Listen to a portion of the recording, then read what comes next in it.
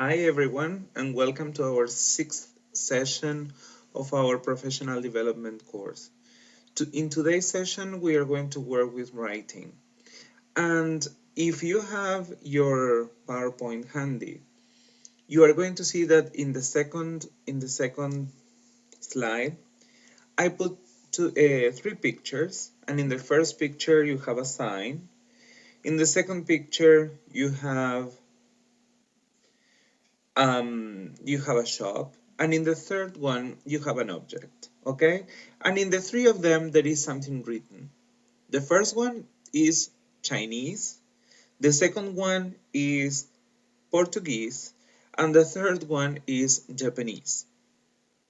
So basically what I try to do with these three pictures is to help you understand how reading is not something that happens in isolation. And why I'm telling you this? I'm telling you this because you can actually read the three of them.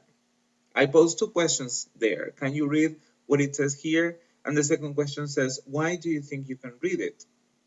And the answer is pretty obvious. You can read it because there is some kind of shared knowledge. Like in the Coca-Cola can. Obviously that the Coca-Cola can you can actually see because of the shape, because of the colors. The same with the stop sign. And in the case of the borracharia, and forgive me if I pronounce it in the wrong way, I always believed when I traveled to Brazil that borracharia was a bar. If you see the tires, you can actually see that is something related to cars, that is something related to tires, and it's not something related to beverages or spirits or the way you want to name it. Okay? So, this idea of reading, and from the very beginning, I'm going to point it out, is something that obviously the students need to know the language, obviously, they need to know the vocabulary, but they also need to know the context. They also need to have some kind of shared knowledge. And if we move to the next slide, says, let's keep on reflecting. That is slide number 3. And it says, what is reading? So, from your experience, what is reading? When do you do reading? I mean, you have to think carefully because reading is not something that is easily defined. And why do we read? Why do I read a book? Why do I read a newspaper? Why do I read an advertisement? Why do I do it? Because there is a purpose. What is the purpose? The purpose can be inside us, can be something that we can say, okay, I want to read the newspaper because I want to know the news, because I want to read a horoscope, or because I wanna do something with that information. The same when you teach reading. When you teach reading, there must be a purpose, there must be something that the students need to know in order to read. And that is the purpose. They need to know why they need to read a certain piece of reading. Okay? Where do we read? Do we read all the time? How much do we read during our entire day? What do we need to know in order to read? So these are questions that you have to think of whenever you want to set a reading activity. But now let's move as a teacher. So go to the next slide. In the next slide, it says when you set a reading activity in class, and there are some questions there. How do you introduce the topic to the students? How? Have you ever thought how you introduce the topic to the students, or you just say, open the books and read this text? Do you do something to introduce the topic? Do you have any transition between the previous activity and the reading activity? How does that transition work? The next one. How do you know your students are at the reading level the reading demands? Because everybody has a reading level. And even if the students are in second grade or in first grade or in sixth grade, they have I mean, everybody has different reading levels. It's not the same the student that loves reading and is all the time reading for pleasure and reading for school, as in, and it's an avid reader, than the other person that doesn't like reading and prefers to watch movies all day. And it's not the same the person that also loves watching movies but loves watching movies with captions and is reading all the time in order to understand what's going on in the movie. So you have to be very careful, because sometimes we assume that because our students are in the same class, they have the same level, or they should have the same level. And this is not true. I mean, the reading level of our students depends on their experience, depends on their background, depends on their interest. Sometimes the reading level can be really reinforced by the interest the students have. I mean, some students may encounter a very thick book and they would say, I don't want to read it because it's too thick. But maybe the book is about a topic they like, and then they say, I'm going to read it, and I think I'm going to enjoy it. And they do. I mean, they enjoy the book and they read it all, and they are very proficient in doing this activity. But sometimes they don't do it with other things that we assign. Then what type of scaffolding have you provided them with? Because when one thing that usually happens is that the texts we use, sometimes they do not match the interest of the students. But we use them because they are in a book, or because it's something that we are really interested, or because it's something that helps us teach something that we want to teach, or it's a text that the majority of the students like. So we need to be aware that there are some students that don't like it, but there are some students that, since they have a different reading level, we need to make some scaffolding in order to put them at the right level in order to understand it. So before assigning the reading activity, what do you do? How do you get to the reading activity? How do you move smoothly from what you are doing into the reading activity? And we are going to work with an example later on. Then, does your activity seem to be real in an authentic context? Because, for example, sometimes we ask to read a biography. Let's say to read a biography. If we ask our students to read a biography, before asking them to read a biography, we have to think where we can find a biography and in which or under which conditions students would read a biography. So first of all, where do we find a biography? We can find a biography, for example, if it is an artist, if it is like a singer, we can find it in a CD cover. We can find it in a magazine. We can find it in a book, because sometimes they write books. We can find a biography in several places. So first of all, you have to think where you can find the biography. Second, you have to imagine under which conditions you would read a biography. Let's imagine that one singer died, and since the singer is on the news, you want to know everything about that person. And you just go and read about his biography or her biography. Or it may happen that there is a scandal involving that person and you want to know.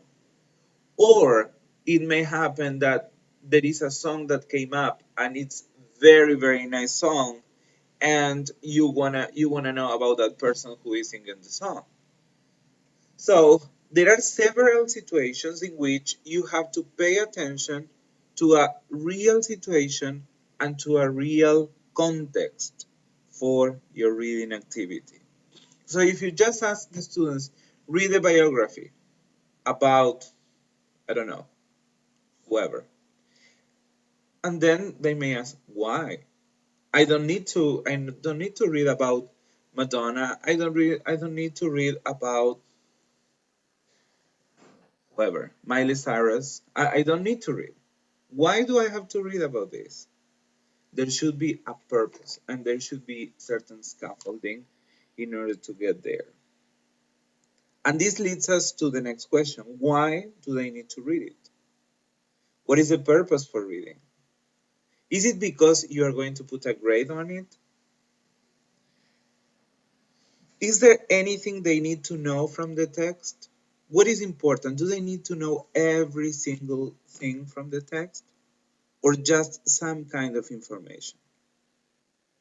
All these decisions you have to make before setting the activity, actually when you are planning. What extra aids am I providing my students with? For example, does the text have pictures? Does the text have a glossary? Those are important things. Then, how are they assessed on the new knowledge they get from the reading? Are you going to ask questions? Are you going to ask them to write something? Are you going to make a true or false activity? Or is it just for fun? So, if you go to the next slide, there are some considerations that some of them I already commented on. Like, for example, in the first one talks about the questions for the first slide. You remember the three different pictures and whether you could read even if it is in another language that is not Spanish or not English. Well, I would guess that most of you answered yes. And why you answer yes? Because there is a shared knowledge. We all know the sign for stop, and because it is a meaningful context. Because if you, like in the case of the borracheria, maybe you don't know from reading borracheria that borracheria is a tire place. But at the same time, by seeing the tires, by seeing the people working, you can actually understand that this is a place where people go and repair their tires. So this is an important thing. And why I'm saying this? Because sometimes the text we are giving our students do not have a context, do not have shared knowledge. I remember that when I sat for my proficiency exam, the topic was bees. And I know nothing about bees. And it was horrible to, it was horrible to read and to answer about bees because there was a lot of knowledge that was not shared. And there were, even though I knew English, there were several words that were not part of my high frequency words. And at that moment, I was like in my 30s. And I remember that there were, there were some students that were 17, 18, 16, I don't know, they were teenagers. And for them, it was horrible because they didn't know anything about the topic. So that's why it's so important to have shared knowledge. It's so important to have a context for reading. The second consideration is about the second slide, and obviously it continues with the idea of context. Because why do we read? We read because we want to understand the world and we want to understand the context. When I read the news, why do I do it? Because I want to know what's going on in my city, what's going on in my country, and what's going on in the world. When I read a book about fantasy, is because I want to explore other worlds in the author's mind. When I read a biography, is because I want to know about a person I admire, or I want to know about a person whose music I love. So in these cases, you have to be very careful about the context and about how you are going to present this to your students. The third consideration um, continues with the idea of context, an idea of the topic we are talking about. Because remember the bees, I'm talking about bees and I know English and I know vocabulary and I know everything, but I know nothing about the topic.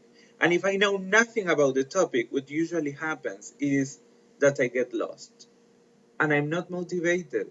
Why I'm not motivated? Because I don't like the topic. I'm not interested in the topic. So there are more considerations. If we go to the next slide, we are reflecting on slide number 3, which is actually slide number 4. As a teacher, hasn't it happened to you that you thought, sometimes I don't even know why they have to read this? Why? Because we don't ask ourselves the questions I gave you. Or you don't pay attention to their prior knowledge. Or you just don't pay attention to the context for reading. I remember that in the Uruguay in Focus 1, I think, yeah, Uruguay in Focus 1, I think it is, there is one lesson, one reading that is about Quito, the capital of Ecuador.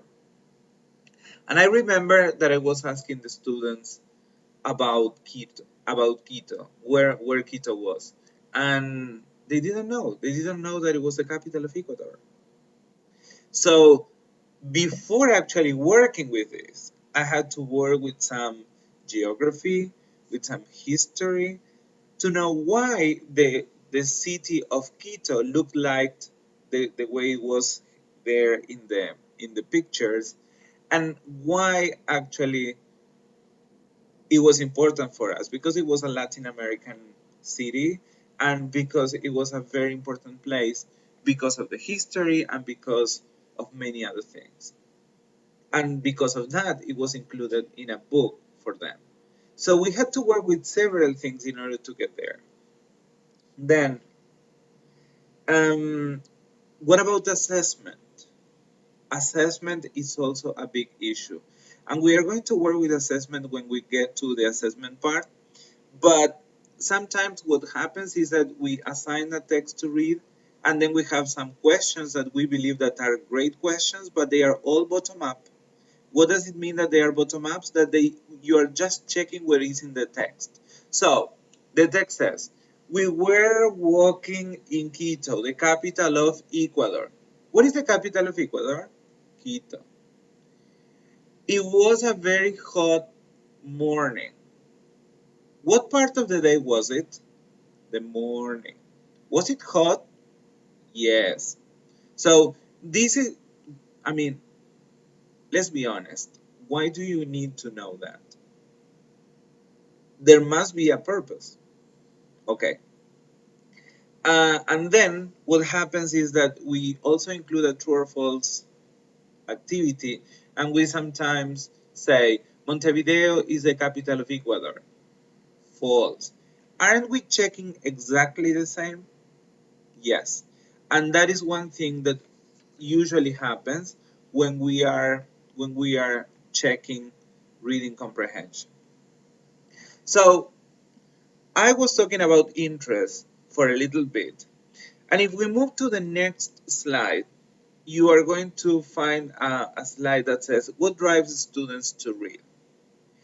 And there you have a schema about reading motivation. And actually, you have a lot of theories condensed in this slide. First of all, we have three drives, three motivators that are recognition, grades, and competition. Everybody knows recognition, grades, and competition. These are part of extrinsic motivation. What is extrinsic motivation?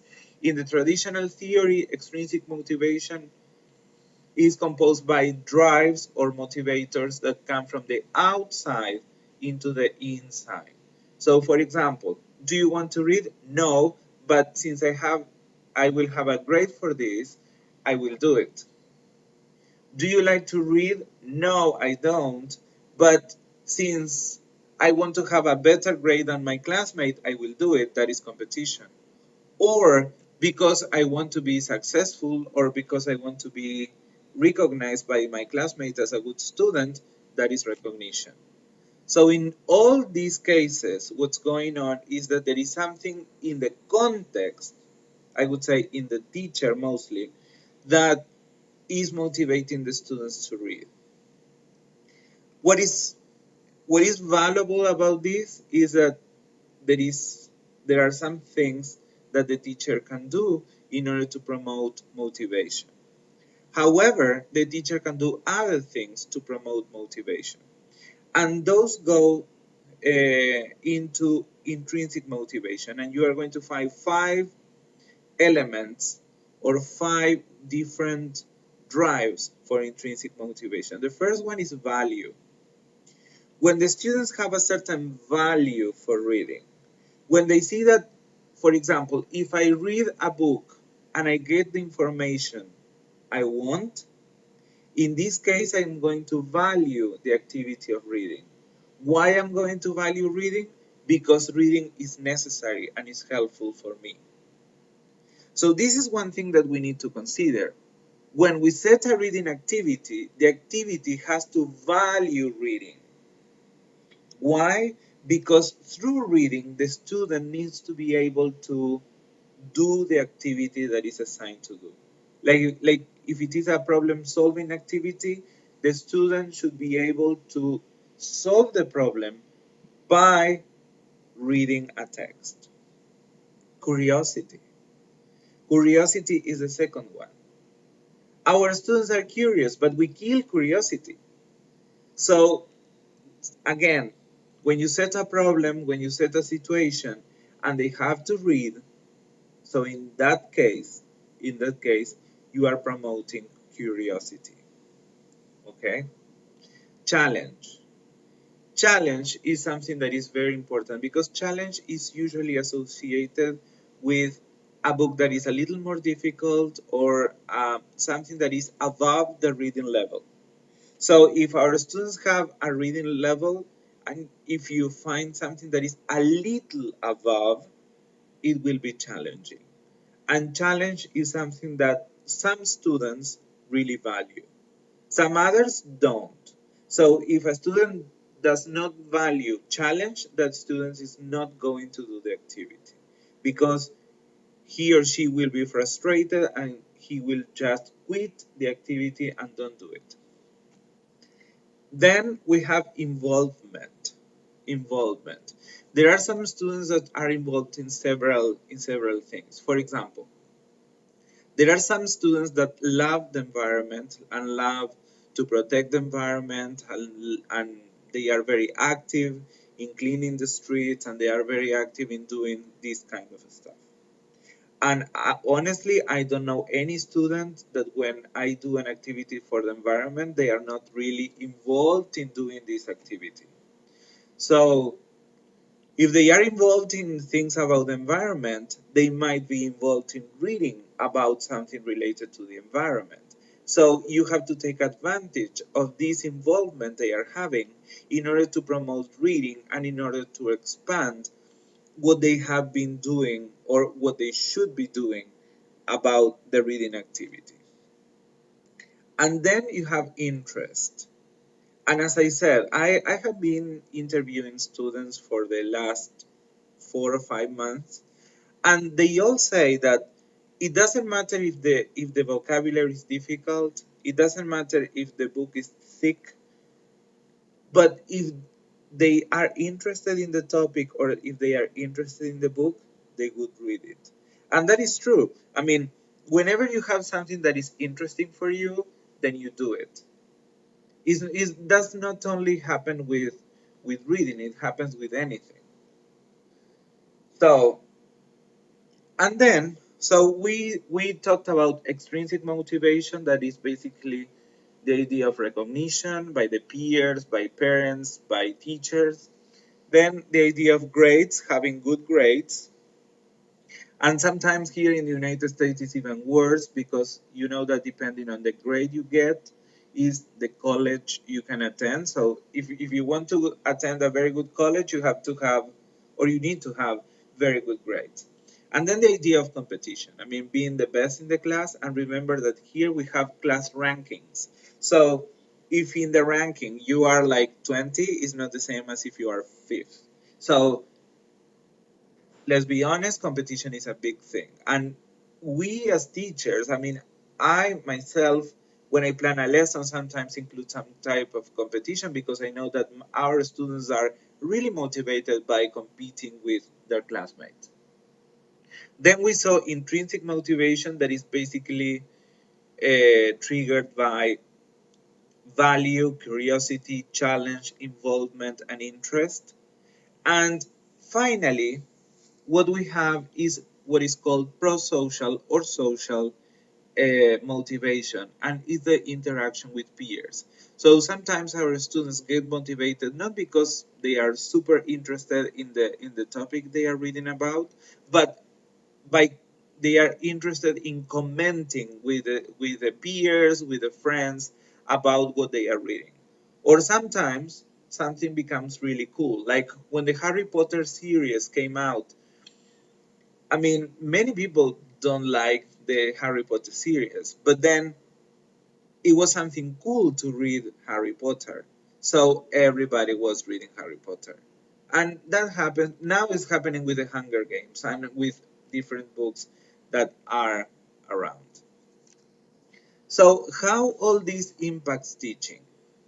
If we go to the next slide, we are going to see that in the planning stage, there are some consequences because of this. And the first one is that you have to ask yourself several questions. And we have been dealing with these questions for a while, but there are 5 questions there that you have to ask yourself before assigning the reading activity. Number 1 says, where can the students find a text like this in real life? Remember, authenticity is very important. Number 2, how much do my students know about the topic of the text? Am I talking about something that they know about? Am I talking about something they should know about? Am I talking about they are interested about? You have to think all those questions. How can I help them overcome their deficiencies in terms of content? For example, if they don't know about the bees, should I provide them with a video? Should I provide them with some other things? And I'm going to give you an example in a minute. Then, do they know the language?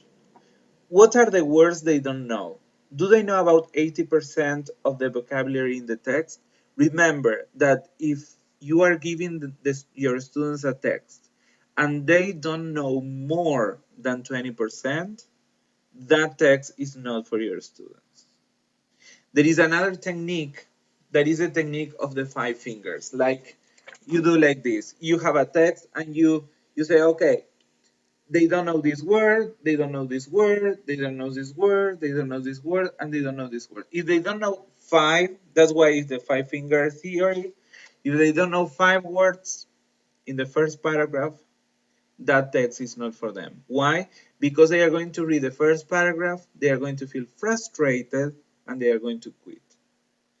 So, what you can do if you want to use the text is to do something before so they know the words. And the last question is, what is the purpose for reading this? And we already talked about the purpose, and we already talked about why it's important for them to read. Okay, this was in the planning stage. They had to know, you have to know all these answers before planning the lesson. But what happens in the real class? What happens when you are teaching the lesson?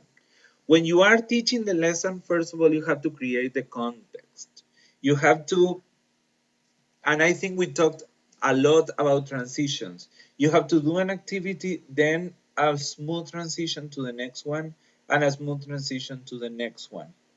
So, for example, if you are assigning a reading activity, can people read with noise? Can people read with music? Would you allow your students to turn on their MP3s for this activity? Would you play some music? What type? Would you allow your students to find a place they want in order to read? For example, if they have to read like a big text and you want to play some music, but is the music they like to play when they are reading? or is the music you like to play when you are reading? You have to be careful because it's not the same. What happens with the plays? I mean, is it the same? Some people read out loud. I sometimes read out loud. I sometimes read in silence. But if there is a person reading out loud, I cannot read.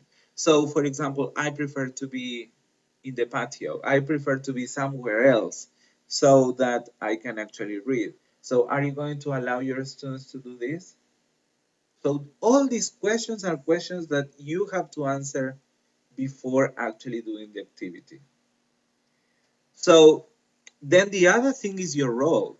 Your role in this particular activity. When they have questions, for example, about vocabulary, when they have questions about the topic, when they have questions about anything, how are you going to react toward their queries? Do you know the role you will be playing while they read? What is going to be my body language? I'm going to sit and wait. Am I going to walk around? Are they going to feel comfortable that you are walking around? Um, how do you feel when you are checked or when you are interrupted? Like, for example, when the teacher tells you, is everything okay? Do you understand? I mean, how do you feel about that? And what can you observe from your students' behavior? Are they experiencing flow? Remember what we talked in some previous sessions about flow, about this idea of being really involved in the activity? So how do you know that they are having fun doing what you assigned? This is crucial. This is very important. So you need to be very observant in this case. And what happened with assessment? Let's go to the next slide, which is the final about teaching. When you assess reading, are you considering the purpose for reading?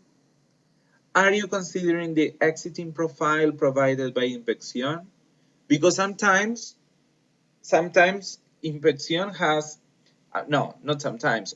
Inspección always has certain exiting profile characteristics. But sometimes the teachers, I mean, we want more from our student than is expected. So sometimes in third grade, we want them to do things that they will be doing in sixth grade, and that is not possible. So we have to consider that. Are you considering your students' strength? That is another crucial point because sometimes we tend to assess what our students don't know, and we don't tend to assess what our students know. So when you check comprehension, do you strike a balance with questions you ask? For example, do you include both bottom-up and top-down questions? I mentioned before the bottom-up questions. Bottom-up questions are questions that can be answered by reading the text. I have a blue car. What color is your car? Blue. Obvious, the information is there. But for example, if I say, Juan was born in 1980. In this case, the bottom-up question would be, when was Juan born? Why? Because the answer is there. He was born in, and they can actually copy the sentence. A top-down question would be, how old is Juan? Why? Because they need to use their knowledge in order to know that. They are going to do 2014 minus this, and then they are going to get their age. So in this case, bottom up is when the information is there, and top down is when they have to use their prior knowledge or their knowledge in order to understand something that is written in the text. Are you always checking comprehension with questions and a true or false activity? Have you noticed that sometimes you are checking just the same thing in both activities? Can you think of other ways of doing it? Okay, I know there are a lot of questions, but this is the topic for today. Reading and writing is like this, all questions. So I have an example So I want you to read this text. And don't pay attention to the level because this example is just for you, okay?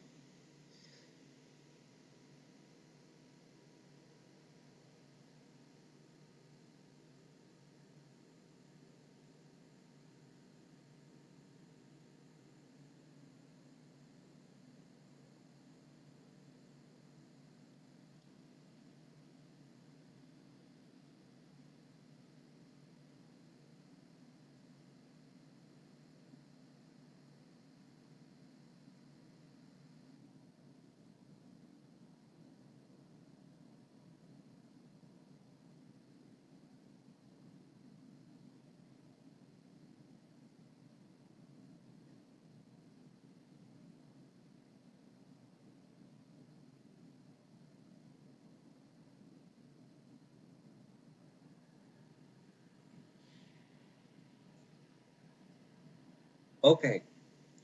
Well, I don't know how you found this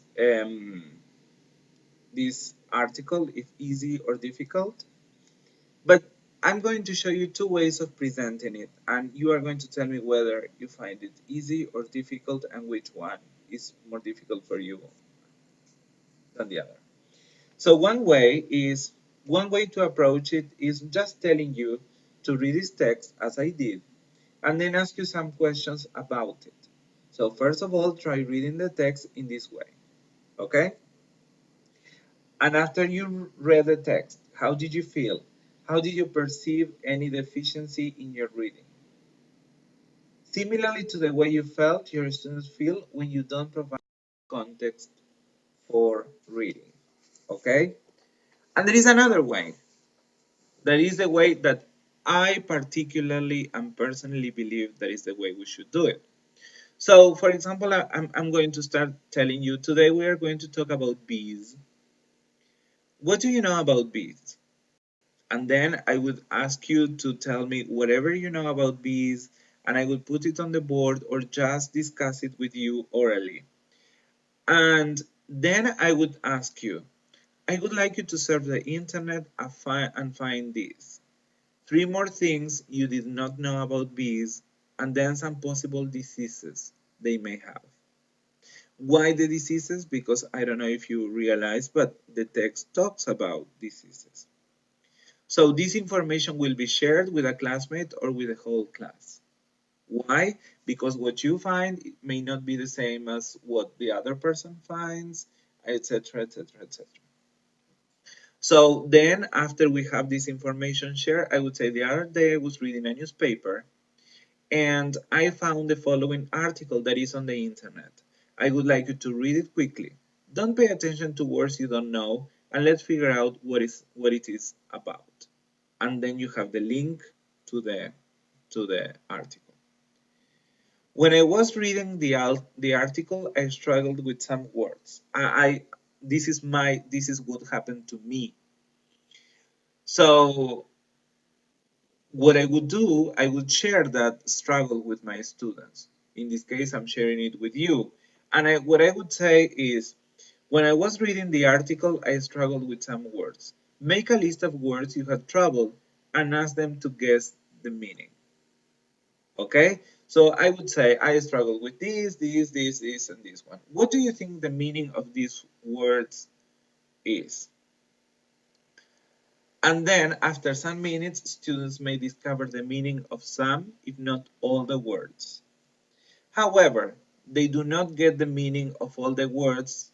If they don't get the meaning of all the words, provide them with definitions for all of them in any order, so they have to match the word and the meaning. And even if there are some students that discover all the meanings of the words you have trouble with, this is a good idea. Why? Because they are going to learn more vocabulary through the definitions. Now they know the meaning of the words. Ask them to go back and read the article again. Remember that if the students don't know more than 20% of the vocabulary, the text is not suitable for their level. Another tip is that you can also read the first paragraph and do the five-finger theory as I told you. And pay attention to the role of transitions in the second choice. I mean, I was going from one idea into the other idea into the other idea until I got to the text. This is important. Why is important? Because students are seeing the natural transition of your class. So, how do you get them to read? Because it's easy to say it, but then it's difficult to ask them to read. Remember how students get motivated to read. Remember the extrinsic motivators, remember the intrinsic motivators, and remember the social motivators. But remember that you as a teacher, you can do a lot of stuff in order to motivate the students. So you have to, first of all, remember how students get motivated, extrinsic, intrinsic, social. Find one of those reasons or more, and preferably the intrinsic ones. And how this applies to writing. There are several things that you need to consider when you talk about writing. First of all, that written is the last skill second language learners develop when learning an L2. And sometimes we believe that our students are going to write without any modeling, without any support from us. Doesn't it happen to you that sometimes you say, okay, write a letter to a friend telling him about your holidays? And have you modeled that letter in class? Have you done something with your students related to this topic? Sometimes we ask things that we haven't done. Then, writing needs preparation and planning, and I would say a lot of planning and modeling and feedback. So, writing is not something that you say, write a letter and that's it. And then you give them a mark. They have to write a letter, you can provide feedback, and they can rewrite the letter. Remember that one of the ways of learning things is by doing things, and I would say that is the most effective. So if they write a letter and you provide them feedback, not a mark, but feedback, like, why did you write this here? Why, blah, blah, blah. Why? So if you give them opportunities for them to improve, then they are going to write a second version, and in the second version, they are going to improve the way they wrote. And this is learning. And this is the only way that they are going to learn to write. How? By writing. Writing needs a purpose. Sometimes we ask to write like this, write a letter to a friend telling about your holidays. Do you usually write a letter to a friend telling about your... No. We usually write an email, we usually write a text, but we don't usually write a letter. So try to find something that is authentic, something that is real or realistic, something that is meaningful, and something that is part of the student's life, something that they can really see that is useful in their context. Writing is a process that involves a lot of editing. As I said, I would say that not, I mean, any writing can be finished the first time that it's done. I mean, you have to write and rewrite and rewrite and rewrite and rewrite several times until something is done. Then, writing needs standards, so rubrics are essential. Working with rubrics is a very good option in this regard. Writing needs pre-writing, real context, and also needs an audience. And writing needs formative feedback. Writing can be awesome if we receive scaffolding and support from the teacher or mentor. And before we finish with this, I have some examples that I have taken from different tests about different common writing activities. And you are going to work a lot with writing with Alice. That's why writing is not going to be my whole thing. And I will continue talking about writing in our next session. But the examples I have are: write about yourself, describe your pet, write a letter of application to apply for the job advertised, who's your favorite celebrity, write his or her biography, write a note to your roommate to tell him where you are and what time you are going to be back, Describe a person you admire. Write an email to a friend telling him or her about your experiences living in another country. Write a report to your boss telling him about your findings regarding the task you were given. And compare Uruguay and other countries from South America. So what we want you to do is this. Choose one of the activities listed in the previous slide, analyze it from the perspective given in slide 17. So what is important when we talk about writing?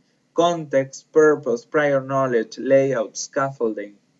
Do you think the activity is appropriate as it is, or would you make any changes to it so it becomes more meaningful? So, for example, if you believe that the activity is not okay in the way it is presented, you change it, and then you explain why you are making this change. And all this should be submitted to Edmodo. I'm talking about Edmodo. I'm so sorry about not having given you feedback on the last activity, but it will be done really, really, really soon. Okay? So thank you very much, and I think and I hope you enjoy this writing and reading session. And remember that the 8th of March we are going to see each other in Salto because I will be there. Okay? And see you in next session that is in a week. Okay, bye.